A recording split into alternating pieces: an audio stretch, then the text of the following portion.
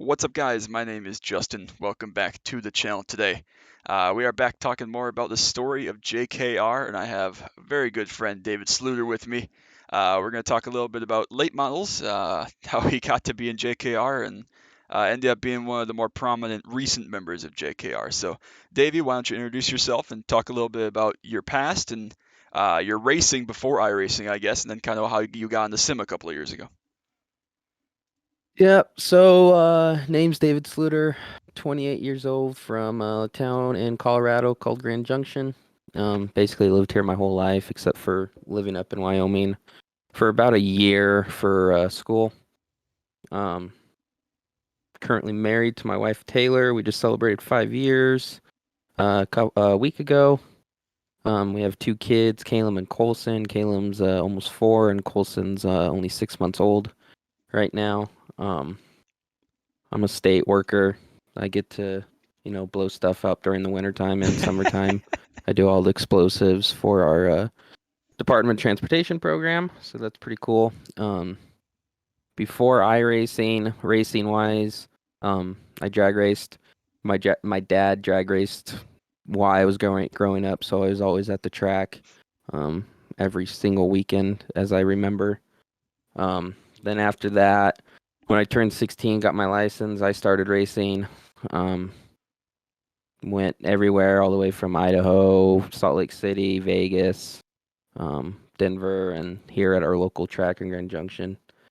Pretty successful at that, but after the end of the 2017 season, I believe it was either 2018 season or 2017 season or 2018 season. I can't remember. I just wasn't having fun anymore. I mean, I was still winning and everything, but I don't know. I just lost the passion for it. So sold my car and kind of just been hanging out. Got a PlayStation 4, mainly just played Call of Duty with my brother-in-laws. Got in a NASCAR heat, of course. And then 2020, decided to buy a PC and get on iRacing. So that's kind of what I've been doing with my time since then. Plus, I still play Call of Duty every once in a while, Rocket League, Truck Simulator, F1 games. So it's kind of all I've been doing lately, living the dad life. So, first of all, I'd like to say that Taylor is absolutely sweet as can be, and your kids are absolutely adorable. So, 11 out of 10 for, being brave enough to have a family these days. Yeah, I appreciate it. When I met you, I had just started getting into, which I talked about with the other guys, into the late model scene again, which I'd been out of for several years, and had gotten back into some more serious setup building, and just found you in a random practice, I think, before a race at South Boston. Is that correct? Yeah, it's correct. And actually, that's crazy enough. That was my second week on the sim because I started 2020 season 3, I believe, week 1, and I remember either actually that might have been week 1, I think it honestly, of was that because I had season. it circled. So yeah, started shit the first week I was on the sim. I met you basically. So I remember my side of the story as far as being in a practice, doing some other things with some other people, and running laps, just to prep for the week or whatever. But I want to hear your side of this guy hops in the session and is like, "Hey, I have this community. You look like you're not a moron. Come hang out with us," essentially. Actually, from what I remember, that's kind of not how it happened. I remember because I from NASCAR Heat, dude, you always get setups from YouTube. Yeah. So I'm thinking, oh, iRacing, I can get a setup from YouTube. Yeah, no, that wasn't the case. So I ran that Sobo race on the baseline set, and then after the race, I heard you talking about a team or whatever. Um, and after that race, I actually just asked you, hey, um, are you still, or can I get an invite to your Discord for that team? And the rest is history, I believe. I mean, honestly, I could probably look, but I'm pretty sure it was right after that race because I was like, he'll probably won't send me an invite. It's cool, it's whatever. But literally right after the race, you sent me the invite to the Discord. Yeah, well, anybody that knows me knows I'm always more than happy to find another person to race with, and especially someone that was so enthusiastic about learning and getting better and that type of thing. And that was definitely a time when JKR had an open door for anybody short of people that I had on my blacklist. Honestly, there were tons and tons and tons of people here for a little while, so no surprise that you got in. You're not special or anything. Sorry, Dave, but From there, honestly, you became kind of one of the staple members of the resurgence of JKR. I talked about in the first one a little bit, for those of you that watched that, kind of when JKR became part of SWA with Adam Meyer, and the leagues that we ran, and kind of the core group of 5 or 6 guys that we had that did that week to week in different leagues and rode the pro and that type of stuff. And then kind of that fizzled away, and JKR went back to when I reincarnated, I guess is the way to describe it, being kind of that entry level setup shop. People can ask questions, race together, that type of thing. And honestly, Dave, you kind of became, I don't know if you know this or what I feel about this, is that you kind of became the first protege in a way that I happened to come across or whatever, and ended up being like a really, really good driver. I mean, a lot of those people, unfortunately, for various reasons, are no longer in the Discord, but people like you and Carl have been here for over 2 years now and have developed from guys that honestly didn't really know what you were doing into terrific race car drivers. So, talk a little bit about how you made that progression, both through JKR and just you having more seat time from the guy that was brand new here to being a long-standing member, branching out, running all different sorts of race cars, and becoming the great driver that you are now.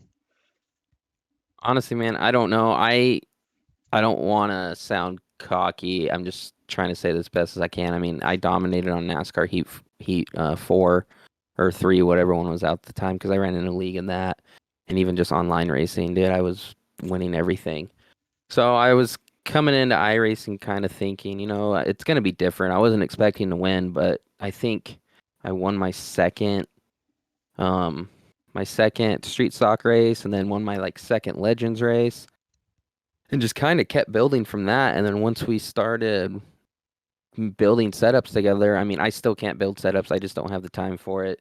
But going off of your sets and all of us running together, fine tuning the sets, hey, try this, try that, and even critiquing each other's driving, it, that just progressed it even more, to where I was able to feel more comfortable in the sim, know what I can do and can't do, in the car, no matter what car it is.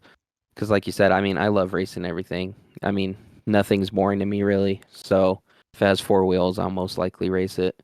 Um, but just progressing and learning to drive everything, I think that's a big part of it. Once you learn how to drive everything, you can kind of focus on a couple things, and you're gonna progress more at those, just because it's almost just kind of second nature. Yeah, you talked about driving a lot of different cars and becoming comfortable in a wide variety of cars. When you got on JKR, what we did a lot, or predominantly, I guess, for a number of reasons, was really late model, some B and C open stuff occasionally, and Pontiac was kind of my what I gear everyone towards as far as intro road racing. But now you've branched out to run a good amount of dirt oval, all sorts of oval series. You've run pretty much everything at least once, even like sprint cars for a little while there. And then, of course, your big thing recently has been like running the Mission R, the new Porsche electric car, whatever it is. But kind of talk a little bit about, if you will, kind of how you got to pick your favorites, almost, I guess, is one way of putting it, that you say, okay, these are the cars that I'm really comfortable in, I want to get the maximum out of. I think it's just the amount of fun you have in them. I mean, I love the late model, man. I mean, I don't know what it is. I remember going up to Colorado National Speedway. I mean, I know these are late model stocks, but even watching the pro late models up at Colorado National, that's just always something I've been interested in. And so I got on and just grinded getting better in the late model. And um, even going, I went to like C Open for a while, ran that for a while, stopped racing the late model. And when I came back to the late model, I was better than before. Um, so kind of just the amount of fun you have in the car. I don't care if I'm good in it or not. I just want to have fun. That's the main thing to me. I totally understand. I think that it's hard sometimes for me to fully appreciate that, because honestly, if I'm gonna give it to you everybody straight, I haven't really been able to have the same amount of fun that I had, like you're talking about, running all sorts of different stuff like I did 6, 7 years ago, just because for whatever reason I ended up being talented in the Pontiac, and that kind of became my main goal across the board. And I still had a lot of fun running B and C Open, late model, Mazda, Mustang, whatever the case may be, other stuff. But at the end of the day, it always came back down to, okay, when I got to X amount of I rating, I honestly really had to focus on one car that was kind of the result of that iRating. Otherwise, I was going to go down the tank and embarrass myself and everything else. So I appreciate you and really respect the fact that you're not a numbers chaser, which so many people are these days. You're here pretty much solely to have fun. Points and championships are great, which you've run competitive in some season-long championships before. But you're never one to shy away from trying the next new car or anything like that. And that's something I really, really respect about you. But while we're talking about new cars, I thought about this while I was watching the other videos the other day. If you could have one new oval and one new road car come to iRacing, anything at all, it could be something similar to what they already have or something out of left field, what would they be?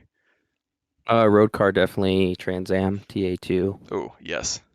easily. I've been talking about that for the last year and a half. Um, Definitely that for the road side. And then oval side, just give us a pro late model. I mean, we have supers and we have the late model stock. I think getting in I would say either pro late model or give us a compact. I don't know what the exact name for them is because we don't really have them in Colorado, but like the V4 or the four cylinders and Yeah, V6s, yeah. um, get those cars in here too because I have a feeling those would be a blast. Can you imagine the instant limits in those, though? I mean, we'd have people disqualified every 5 seconds. To me that would be a good rookie series. I mean, add another make those the rookie cars and get rid of the rookie streeters. I know rookie streeters are a staple, but you never know, change could be good for something like that. Yeah, I would just worry that, they'd put even a place like, I don't even know, the Coliseum on there, and it would just be, there would be no racing from a bunch of people that are brand new to the sim or whatever. It would just be absolute carnage, which I'm all for. By all means, I would love to see no cautions and track blockages galore, but I would worry that it wouldn't be a serious series, and it would probably lose participation from other people that actually enjoy racing those cars.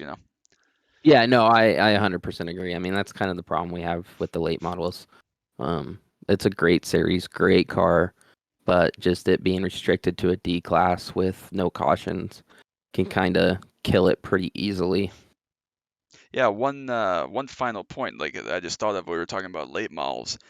When you joined and when JKR was kind of full bore weekly setup building late models, we were all running a lot. I talked with McCann about we'd run multiple practices a week, prepping for these things every week, and we had some really great points fishes across the board with you.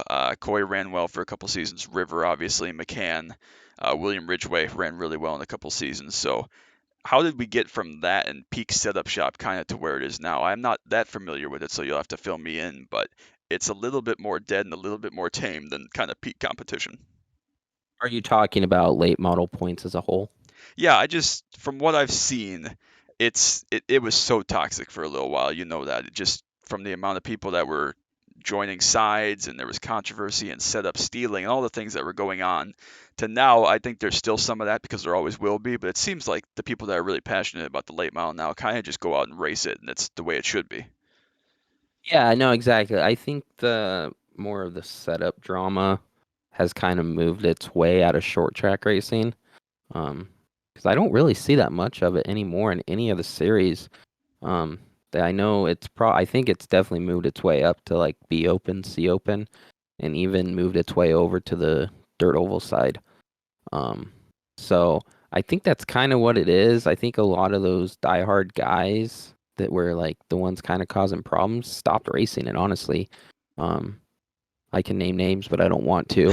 Like you don't see them in late models anymore. Yeah, You see them in B open, C open. I was So just I gonna think a say. lot of the toxic drivers just stopped racing the late model. Yeah, I was just gonna say now that I think about it, I think a lot of them might have ended up in Road to Pro, and that's kind of been their focus, the last year or so. Honestly, I see a lot of those same names that we have big red flags over. But I'd be curious if once Road to Pro winds down, the guys that don't make it, I should say, into the Contender Pro series, whether or not some of them kind of find their way back to other various series and kind of spread out again until it's time to crank back up and grind some more ironing out. That's gonna be something curious to see in the next couple months.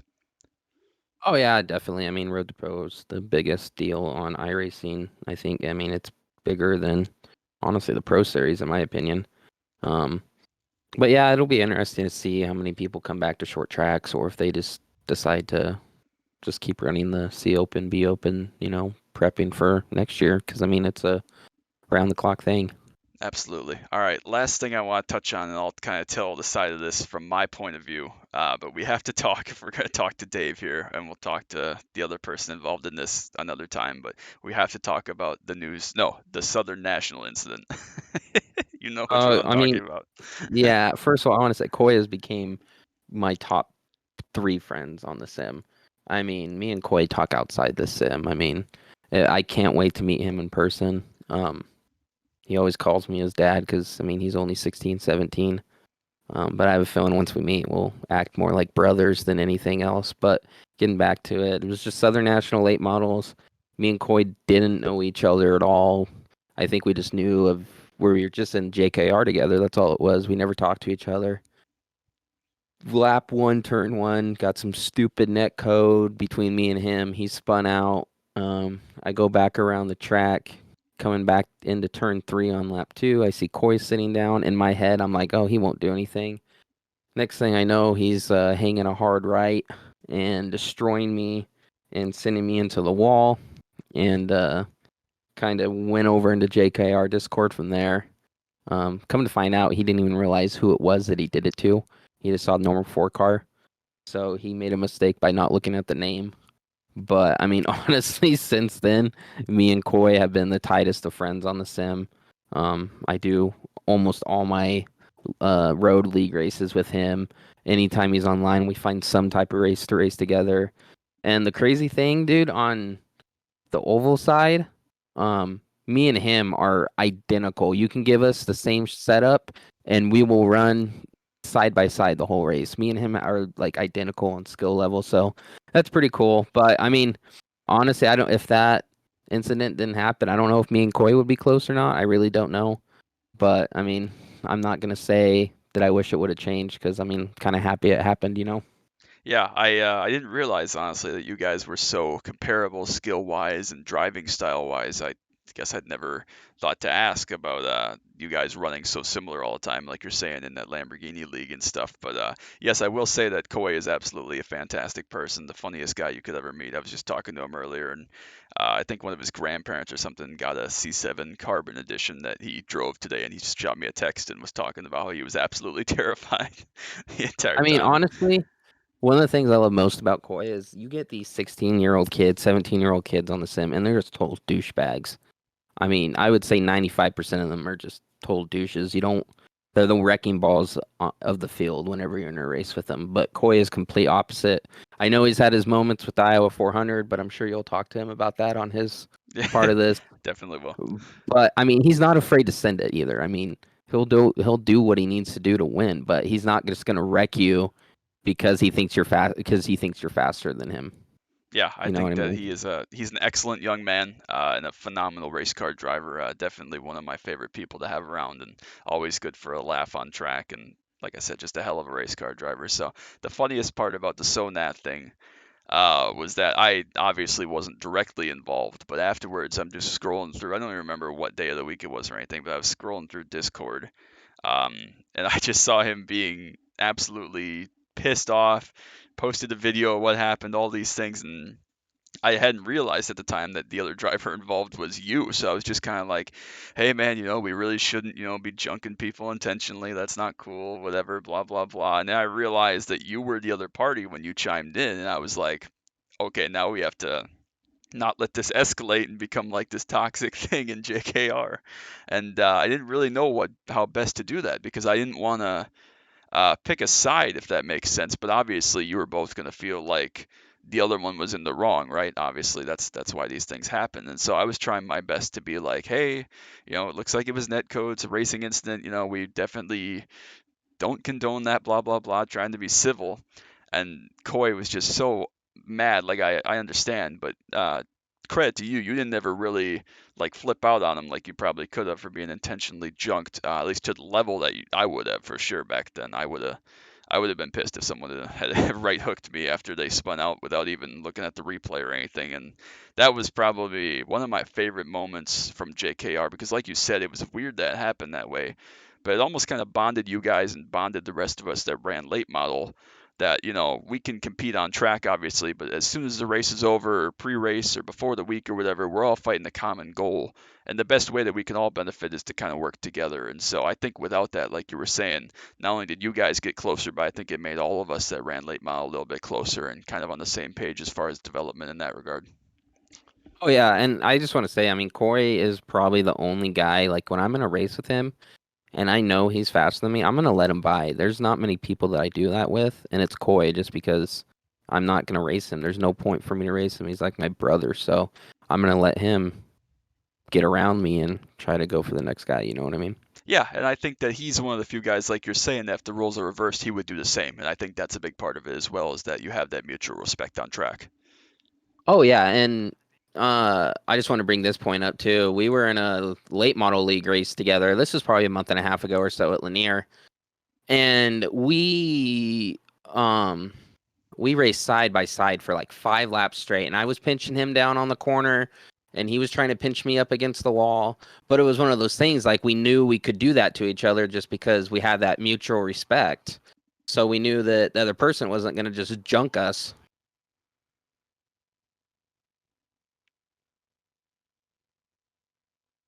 Did you die? No, did you hear me? No, you ended with like, uh, you said junk, and then that's it. Oh yeah, I was just saying I know Coy, I can race him side by side, as hard as I possibly can. He's gonna do the same to me. We're gonna pinch each other.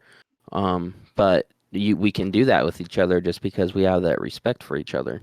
Yeah, that's the best, honestly, when both people can race 11 tenths and not wreck and not get upset about being raced hard because you know that you have that respect and trust of the other person's ability for sure. Oh, definitely. I mean, it makes a huge difference in the sim racing world. I wish more people were like that. Oh man, I honestly do. It would iRacing would be such a better place if people could have that same respect instead of just, oh, I got behind you for 1 lap. I'm just gonna go ahead and move you and spin you instead of actually trying to get past you, you know? Yeah, maybe someday. Okay, fat chance, but anyways, it's been a great talk, Dave. Did we miss anything important that we need to touch on that is notable? No, I would say just JKR as a whole. I mean, it helped me get my iRacing career started. Um, Allowed me to move to teams, um, to progress even from there. So, and all the guys that we raced with back in the day, Alex, William, River, Coy, Carl. I know I'm probably missing a lot of people, but those are Gibson. just I the forgot notable. about Gibson. Oh, Steven Gibson. Yep, he was. I haven't talked to him in a long time, um, but he's a great guy too. So, just all those guys, they made the sim my first few months on the sim like really really enjoyable. So I just want to give a thanks to all of them. Well, I want to thank you, Dave, for spending some time with me this evening. It's been a great pleasure. I really appreciate having you around, and hopefully we got a couple more solid months of iRacing. But I don't think our friendship's going to stop with that. And like you said, if you're going to be meeting Coy at some point, if you come here, then I'm not too terribly far away, and we'll get lunch. So that sounds like a plan to Oh me. yeah, yep. No, I agree. I say Vegas for Coy's 21st. I am there. You bet your ass I am there. Well, thanks, Dave, again, one more time. Thanks, everybody, for stopping by and watching. I hope it was a good talk with Dave. Hope you enjoyed something, learned a little bit, and Coy got like a good 9 minutes of discussion there at times. So, love you, Coy. If you haven't already, drop a like and a sub down below. Don't want you to miss any of the action talking about the history of JKR, any of the iRacing stuff that we're doing, Mustangs, anything else that may come up. Cell Corsa F122 starting to get season 2 rolling coming up here. So that's going to be all good. But as always, until next time, bye bye.